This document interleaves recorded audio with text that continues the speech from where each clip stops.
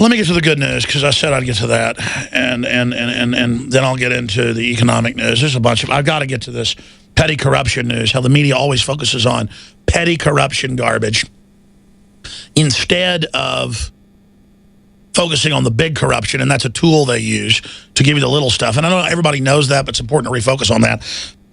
Let me give you first, though, the good news.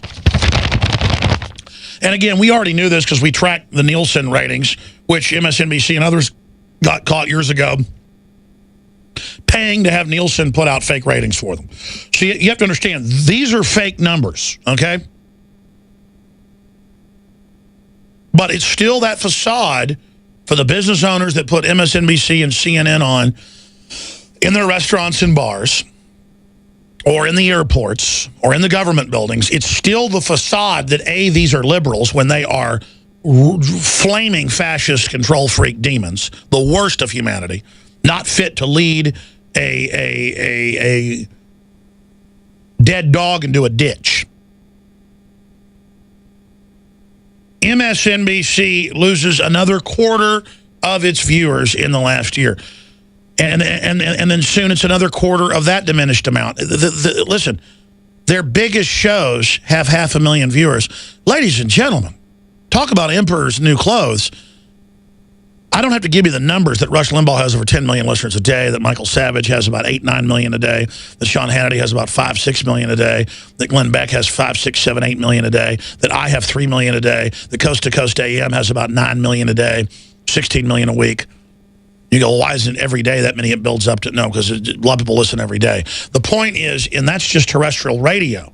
We've got 500, 600, 700 million views on YouTube. We can't even count them all. We've got 3 million terrestrial listeners a day, 1 million people visiting the websites a day, 3 million followers on our different Facebooks.